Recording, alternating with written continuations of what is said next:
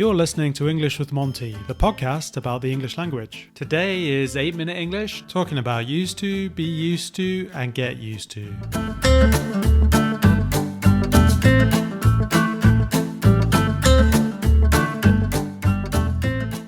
Hi there, welcome to 8-Minute English. We're going to talk about be used to, get used to, and used to with Gideon. Hi, Gideon. Hello, John. How are you? I'm fine, thank you. How are you doing? Very well. You've just told me just before this episode that you know quite a bit about this. It's one of those things that comes up regularly, my lessons. I find it interesting as well because it's one of those grammar points where the mistake is made all the way from lower level to A2 right up to C1 or C2. Still get them confused because they look so similar, but in fact are very different. They are very different, aren't they? Yes, You're absolutely right, though. It does get confused across all of the levels. I suppose we should maybe start off with used to mean something of a past habit, isn't it? So that would be used to, and then you have the infinitive afterwards. So I could say, I used to live in the Midlands. That suggests that I don't live there anymore. That was a past idea, and it means that it's no longer true now, doesn't it? John used to be such a sweet child. Whatever happened to him? Is that what my mum said?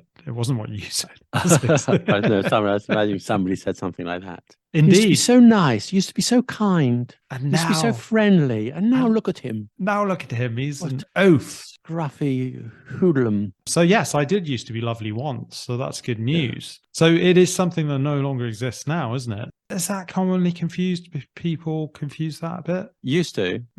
Well, once we look at the others, you'll find there is some confusion. But this part is quite easy, isn't it? Used to is used in two ways. Sort of past states. I used to live in London, and past repetitive actions, such as I used to go for a walk every morning before breakfast. I used to take the train to work. So, repetitive action. The other one is a state. So you've got a past habit or a past state, haven't you, in that case? Exactly. But obviously both of those things don't exist now, right? So we are no longer doing those things. Maybe you should also give the negative, which I didn't used to. I think you don't put in a D, do you, after USC? I didn't used to like, coffee, but now I love coffee. I drink it all the time. I can't believe that you didn't used to like coffee. I think you've always liked coffee, haven't you? Yes, I think so. From a very young age, drinking too much coffee. It explains a lot of things, but you are a coffee addict. Yes. Well, I used to wake up early when I worked in an office. I used to wake up early, but now I don't. I work for myself, so I get up whenever I want. I was going to say something a bit stronger there. You get up at 2:00 in the afternoon, don't you? Not quite. I still have certain obligations and certain appointments to make, but it's easier. So then we've got get used to. I suppose get used to is more talking about taking the habit, isn't it? Exactly. Acquiring a habit, acquiring some expertise. For example, you go and live somewhere else and something is new. So I'll never get used to the cold weather here in Alaska. I'm trying to get used to it, but I don't know. Never get used to the lifestyle in this place. It's like maybe when somebody comes to London, sometimes I have students, the tube is complicated, isn't it?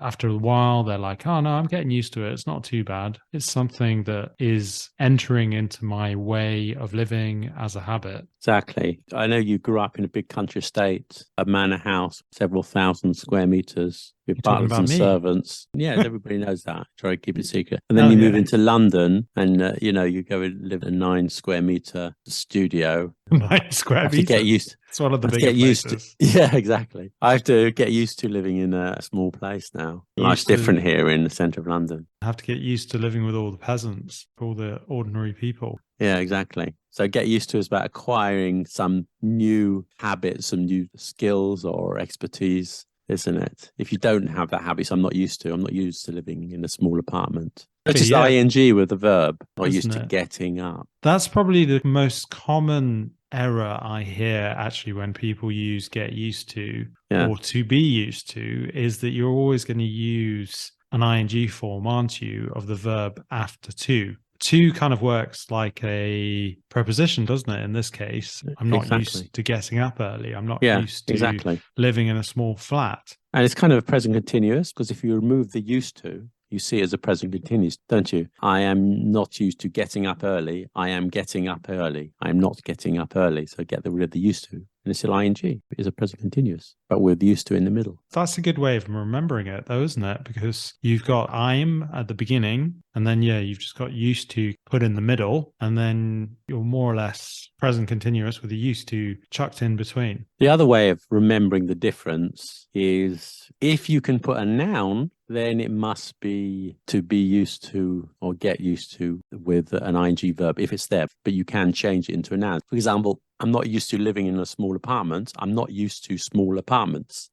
You can only do that with a be used to or get used to. You can't say I used to small apartments. Can you? You need a verb with used to. A very good point, isn't it? Yeah. I'm used to plus verb, isn't it? Always a verb there. With those other examples, you don't need a verb. You can use a noun, which is great. Exactly. It really helps you out, that does. To be used to means that you've acquired the habit, isn't it? That it now exists. So often, I suppose we would probably say, so I'm getting used to traveling on the tube. And then a few months later, you say, I am used to traveling on the tube. Yeah. It's easy. It means you've done it. You've got the medal. You've got the certificate. You've bought the t-shirt. You've got the t-shirt. I am used to taking the tube now. I'm used to driving on the left. I'm from the continent, but I came moved to England, and now I drive on the left. It's okay. I'm used to it. I think the only other thing that perhaps we need to mention is that you need to remove the D, don't you? For example, if you're talking about the past, I didn't used to get. Yes, it's true, actually. Don't put the D, but I think even native speakers get confused. I think even I can get confused. I have to think about it because the pronunciation is the same, isn't it? I didn't used to. It's the same pronunciation. It is, but there's no D, is there, when you say that? I don't think anybody says I didn't use to and I didn't used to. No, I don't think so. We say it the same. That's true. And then also with the question as well, did it used to take you a long time to get to work? Exactly. Again, here, you don't need the D on the end because you've got did, and that is taking the form of the past, isn't it? Hey, John, didn't you used to live in Italy? When you're writing, they wouldn't have a D after the use. No, that's correct. Absolutely. I think that more or less covers everything, doesn't it? More or less covers it. I always say it's like Austria and Australia. They look similar, the names, but in fact, they're very different places. They are. They're super different. Kangaroos are from... Kangaroos are not from Austria, that's for sure. Maybe snowmen. They're from Austria. Yes. Thanks for joining me, Gideon. I think we've covered most things, so hopefully that will be clearer for our listeners. Mm-hmm. You've been listening to 8 Minute English.